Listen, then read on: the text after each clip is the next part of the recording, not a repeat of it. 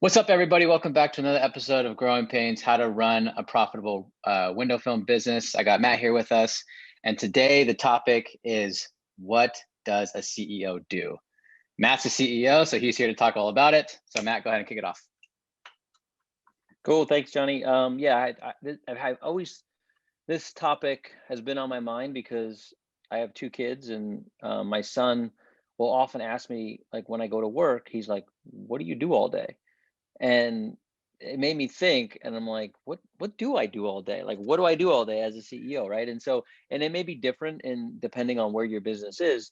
And then I thought about, what should a CEO be doing, right? And then what are the things that I have done or need to do to be successful as a CEO or in running my business? And so, and again, it depends on the size of your business and where your business is. With the pizzeria, like right now, where it's just a new business, so like I may be delivering pizzas, right? Because that's just starting up the business, right? For Solar Art, more established businesses, like the company runs, right? So what do I do all day? Like, what do I do all day for the business? And I was like, what do I do all day? And so, I'm constantly thinking about business, always thinking about business. And so my mind is constantly running, and it's around really something that's very, very simple, but it's the most difficult, and probably the skill that is successful entrepreneurs.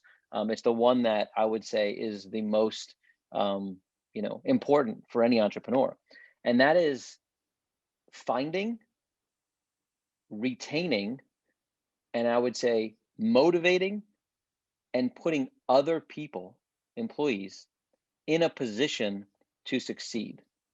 Mm.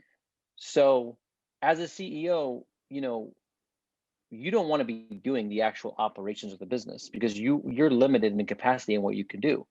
But you should be, call it coaching, quarterbacking, setting up the infrastructure for how the business can run. And once you have that, putting people, getting people, right? Finding the Mhm. right people. I mean, it's everything. I mean, the only reason Solar Art is successful is because of the people. And I've always said it, like, I'm not good at many things, but one of the things I think I've been successful at is actually finding really good people, motivating those people, getting them to buy into whatever my vision is. And that's how you scale a business, Mhm. because a business only scales with people, and it only scales with people that are motivated and want to believe in what you're doing. And so I think that it's not really it's a, how do you learn that? How do you teach someone to go motivate, go go develop, go find talent? It's something that's really, really hard. And but I think the best CEOs are really, really good at it. Have really good EQ, emotional intelligence.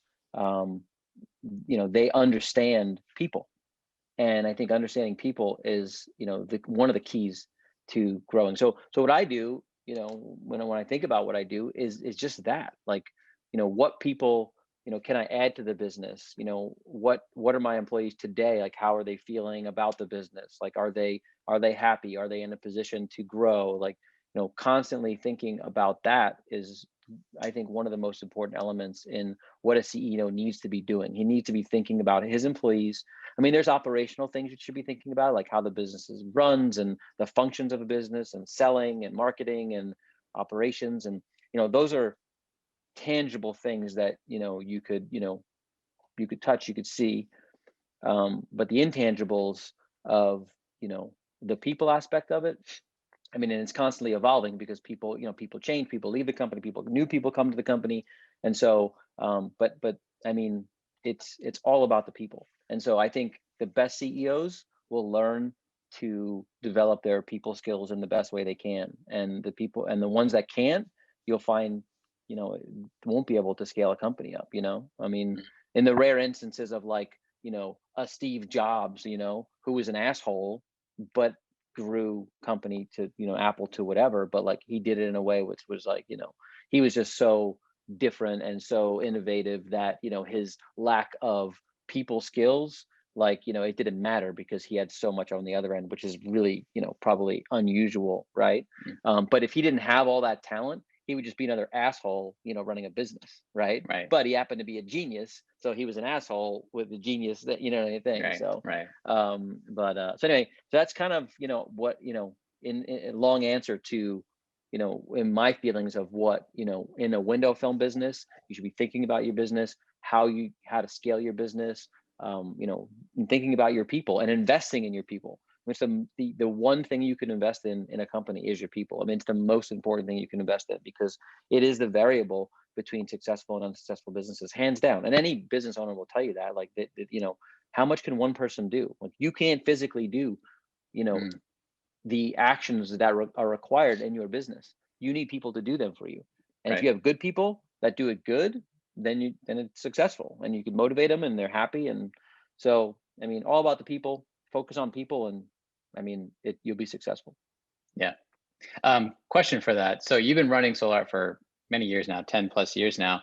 When do you think you came to that realization that you just needed to focus on the people? I think, when you're a smaller company, you're doing a lot of it yourself. And so, and you're scared about giving responsibility to other people because you think you do everything the best, and you're like, oh, how can I do this, and then you begin to realize that you don't do everything the best, and there are other people that do better things than you do, and that 80,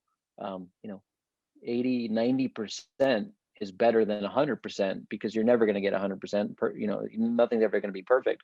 But I think, yeah, I mean, I don't know when I realized that. I mean, I think I always knew that people were important in business, but in the last 10 years, as you're scaling a company, learning about how to scale a company and growing the way we are, it became a lot more apparent that, hey, if we're going to get, we're 10 employees, 20, 30, 40, 50, to get to 100. I mean, it's even more important, because then you need the right people managing the people, right? Right. And Mm, so, and then those people are critical, because they have to have the same sensibility as you do, because you want them managing those people in the same way that you would manage those people. And so it's a culture thing. And so so that's important too. And so then you have to have managers that have the right sensibility and the right, you know, um, ideas and philosophies that you do, and that needs to be passed on to the employees. And so it trickles down. And so, but it starts at the top. Like the CEO sets the tone for the company that he wants to run, and then it goes from there. So. right. Awesome. Well, let us know what stage of business you guys are in, and then the things that you guys are doing on a daily basis. If you're at the size of what Solar is, we're curious what you do as a CEO. But if you're a little bit smaller and you're maybe in the infancy stage, let us know what you're doing on a day-to-day basis, because I'm sure there's some synergies here. But thanks again, Matt. And we'll see you guys next Cool. week. All right. Thanks, guys.